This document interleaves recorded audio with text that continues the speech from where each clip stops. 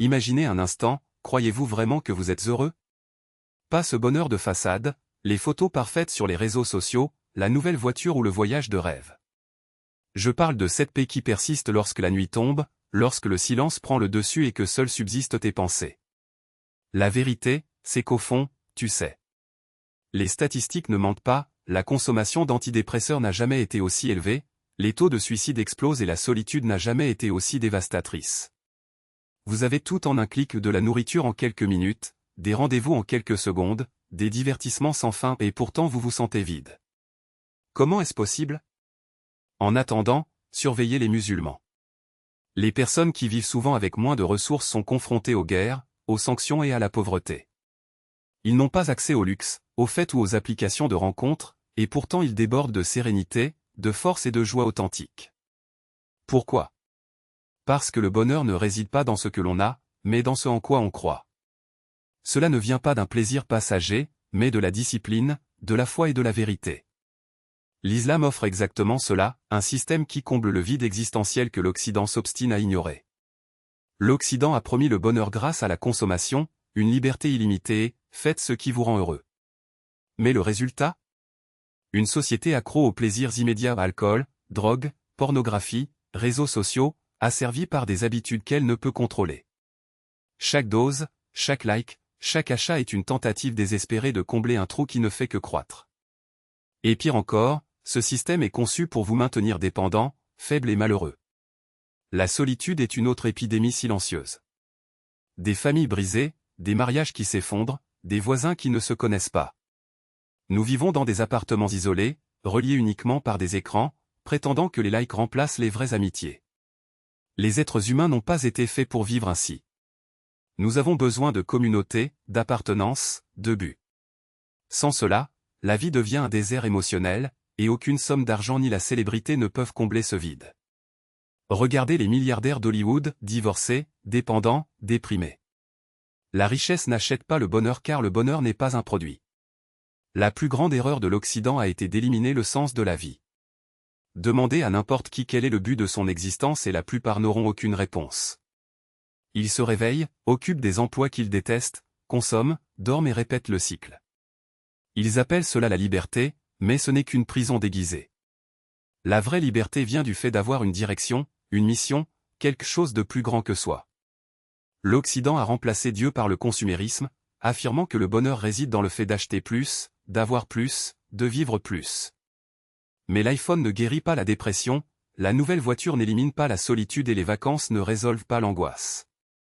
Les statistiques sont claires, l'Occident est en tête en matière de dépression, d'anxiété, de suicide et de dépendance. Des milliards sont dépensés en thérapie et en médicaments, mais le problème ne fait qu'empirer. Car il ne s'agit pas d'un déséquilibre chimique, mais d'une crise spirituelle.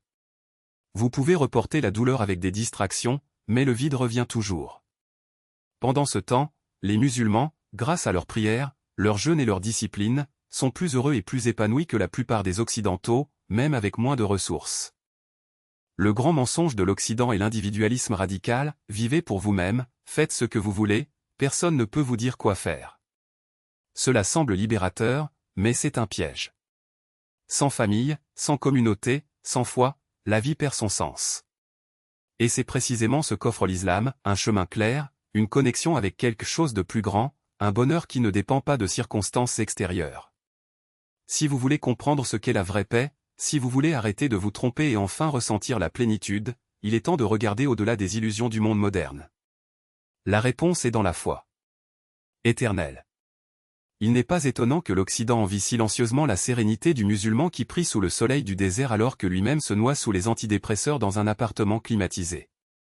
Et ne vous y trompez pas, ce bonheur n'est pas le résultat de l'ignorance ou de la naïveté. C'est le résultat de la clarté.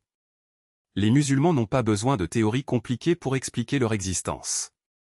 Ils ne perdent pas de temps à se demander si Dieu existe ou si la vie est un hasard. Il sait. Et cette connaissance est libératrice. Tandis que l'occidental passe sa vie à chercher des réponses, le musulman les possède déjà. Tandis que l'occidental est rongé par le doute, le musulman vit dans la certitude. Tandis que l'occidental s'accroche à des plaisirs éphémères, le musulman investit dans l'éternel. Avez-vous déjà réfléchi à la raison pour laquelle l'Occident, avec toute sa technologie, sa médecine avancée et son confort matériel, est l'endroit où l'on consomme le plus de drogue, où se commettent le plus de suicides, où la plupart des gens vivent dans la solitude? La réponse est simple, ils ont échangé le spirituel contre le matériel. Ils ont échangé l'éternité contre l'éphémère.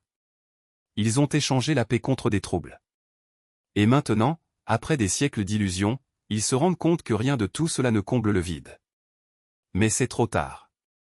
La dépendance est déjà installée. La dépendance est déjà chronique. L'islam, en revanche, n'est jamais tombé dans ce piège. Il a toujours su que l'être humain n'est pas qu'un corps. Il est l'âme. Et l'âme a besoin de nourriture. Il faut un but. Besoin de connexion avec le divin. Le musulman ne cherche donc pas le bonheur dans les choses, mais dans la soumission. Il ne recherche pas le plaisir dans la consommation, mais dans la gratitude. Il ne recherche pas la liberté dans les désirs, mais dans l'obéissance. Et c'est précisément cette soumission qui le libère. Imaginez que vous vous réveillez chaque jour en sachant que votre vie a un plan. Que vos luttes ont un but. Que vos erreurs peuvent être pardonnées. Que vos bonnes actions soient récompensées. Qu'au final, vous ne serez pas oublié. N'est-ce pas du bonheur? N'est-ce pas la paix? Tandis que l'occidental se réveille avec peur de l'avenir, peur de la vieillesse, peur de la mort, le musulman se réveille avec espoir. Parce qu'il sait que quoi qu'il arrive, Allah est aux commandes. Et ce n'est pas seulement de la théorie. C'est la réalité. Il suffit de regarder les pays musulmans. Même avec les guerres, les sanctions et la pauvreté, les gens trouvent de la joie. Ils trouvent de la force. Ils trouvent une raison de sourire. Alors qu'en Occident, avec toute l'abondance, les gens sombrent dans l'anxiété. Alors qu'en Occident, les gens s'entretuent pour s'aimer, dans le monde islamique, ils s'unissent pour l'amour d'Allah. Alors qu'en Occident on s'isole derrière des écrans, dans le monde islamique on s'embrasse comme des frères. La vérité est que l'Occident a vendu son âme pour quelques pièces de monnaie. Et maintenant, quand il réalise que les pièces de monnaie ne font pas le bonheur, il ne sait plus où chercher. Mais tu as encore le temps. Vous pouvez toujours choisir.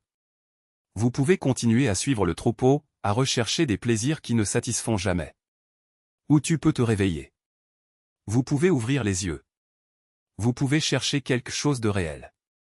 L'islam n'est pas une religion de restriction. C'est une religion de libération. Ce n'est pas un fardeau. C'est une bénédiction. Ce n'est pas un fardeau. Ce sont des ailes. Et si vous avez le courage de faire le premier pas, vous découvrirez que le vrai bonheur ne réside pas dans ce que le monde offre.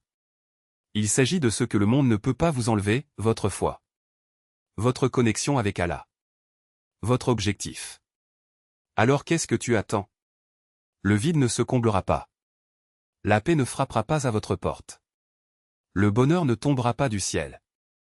Vous devez l'obtenir. Et la réponse est devant vous. Tendez simplement la main.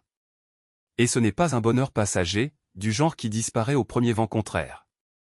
C'est un bonheur qui prend racine, qui grandit même lorsque la terre semble sèche. Parce que cela ne dépend pas de la météo, des circonstances, de ce que le monde décide de vous réserver. Cela dépend de quelque chose de bien plus profond, la certitude que vous êtes exactement là où vous êtes censé être, en train de faire exactement ce que vous êtes censé faire. L'Occident court après les plaisirs comme un chien affamé après un os, mais l'os n'est jamais satisfait. Il ronge, ronge, ronge, et quand il a fini, il ne reste plus que la faim. Et que fais-tu? Courez après un autre os. Et un autre. Et un autre. Jusqu'au jour où il se rend compte qu'il a passé toute sa vie à courir et qu'il n'est jamais arrivé à rien. Pendant ce temps, le musulman marche avec détermination. Il n'a pas besoin de courir. Vous savez que chaque pas a un sens, que chaque effort est compté, que chaque goutte de sueur est enregistrée. Et ça change tout. Avez-vous déjà vu un musulman prier? Ce n'est pas un rituel vide de sens. C'est une conversation. C'est lui, seul avec Allah, qui met le monde de côté pendant quelques minutes pour se souvenir de ce qui compte vraiment. Et quand il se lève, il est plus fort. Plus centré. Plus préparé à affronter tout ce qui arrive. Alors que l'occidental cherche à s'échapper dans les écrans, dans les substances, dans des distractions sans fin, le musulman cherche refuge dans ce qui est éternel. Et c'est la différence entre survivre et vivre. Et ne vous y trompez pas, la discipline islamique n'est pas une prison. C'est la liberté. Car lorsque vous maîtrisez vos désirs, ils ne vous dominent plus. Lorsque vous contrôlez votre temps, cela ne vous contrôle pas. Lorsque vous donnez la priorité à ce qui est juste, vous n'êtes pas l'otage de ce qui est facile. L'Occident vend l'idée selon laquelle la liberté consiste à faire ce que l'on veut, quand on le veut. Mais quiconque en a fait l'expérience le sait, cette liberté n'est qu'une autre forme d'esclavage. L'esclavage des pulsions, des addictions, des opinions des autres, de la peur de ce que les autres vont penser. Les musulmans ne vivent pas comme ça. Ils ne demandent pas « qu'est-ce que je veux ?». Ils demandent « que veut Allah ?» Et ce simple changement de perspective transforme tout. Parce que lorsque vous alignez votre volonté sur celle du Créateur, les choses commencent à prendre un sens. Les pièces s'emboîtent. La vie cesse d'être un puzzle aléatoire et devient un chemin clair. Et la famille ? Ah, la famille. L'Occident a détruit la famille. Divorce, enfants sans parents, parents sans enfants, relations jetables comme les gobelets en plastique. Mais l'islam ? L'islam protège la famille. Honorez votre père et votre mère. Valorise le mariage. Il enseigne que les enfants sont une bénédiction et non un fardeau. Et quand la famille est forte, tout ce qui l'entoure devient plus fort. La communauté. Société. Le cœur même de l'homme. Avez-vous déjà remarqué comment les musulmans se saluent ? Ce n'est pas un « salut » rapide, une poignée de main froide. C'est un « assalamu alaikum », la paix soit sur vous. C'est un véritable désir de bien, une connexion qui va au-delà des mots. Alors que l'Occident sombre dans la solitude, l'isolement et une épidémie de dépression, les musulmans ont des frères. Ils ont des sœurs. Ils ont une communauté qui les soutient, qui les aime, qui leur rappelle qui ils sont lorsque le monde essaie de les faire oublier. Et la mort ? L'Occident le considère comme un tabou, comme si en parler porterait malheur. Mais le musulman y fait face de front. Vous savez que ce n'est pas une fin, mais un passage. Une porte vers la suite. Et cette certitude enlève le poids de la peur. Parce que si vous savez que la mort n'est pas la fin, mais le début de quelque chose de plus grand, alors il n'y a aucune raison de la craindre. Il y a des raisons de bien vivre. Vivre avec honneur. Vivre de manière à ce que le moment venu, vous puissiez dire « j'ai utilisé mon temps au mieux de mes capacités ». Alors laissez-moi vous demander, qu'attendez-vous ? Que faut-il voir d'autre pour comprendre que le chemin proposé par l'Occident ne mène nulle part ? Que les promesses de bonheur basées sur le plaisir, sur l'argent, sur le statut, ne sont que des mensonges ? Cette vraie joie n'est pas d'avoir plus, mais d'être plus ? En étant meilleur. En étant reconnaissant. En étant fort. L'islam n'est pas une religion de lâcheurs. C'est une religion de guerriers. Des hommes et des femmes qui choisissent de lutter non pas contre le monde, mais contre leurs propres démons. Qui choisissent la discipline plutôt que la paresse, la gratitude plutôt que les plaintes, la foi plutôt que le désespoir. Et c'est pourquoi ils gagnent. Non pas parce que la vie est facile pour eux, mais parce qu'ils refusent de se laisser vaincre. Alors, si vous en avez assez de tourner en rond, si vous en avez assez de chercher le bonheur là où il n'a jamais été, si vous voulez quelque chose de réel, quelque chose qui dure, quelque chose qui ne s'effondre pas au premier problème, alors arrêtez. Respirez. Et regardez l'islam. Pas avec des yeux préjugés, pas avec un esprit fermé, mais avec un cœur ouvert. Parce que la vérité n'a pas besoin d'arguments compliqués. Il se révèle à ceux qui veulent bien le voir. Et lorsque vous franchirez cette étape, lorsque vous vous abandonnerez enfin à la vérité, vous comprendrez pourquoi tant de personnes avant vous ont fait de même. Pas à cause de la pression. Pas par peur. Mais parce qu'au fond, nous recherchons tous la même chose, la paix. Et la paix ne se trouve que lorsque nous nous soumettons à celui qui nous a créés. Alors que choisis-tu ? Une autre vie d'illusion ? Ou la chance de vraiment vivre ? La porte est ouverte. Le chemin est clair. Le choix vous appartient. Mais rappelez-vous, le temps n'attend pas. Et le bonheur ne frappera pas deux fois à votre porte.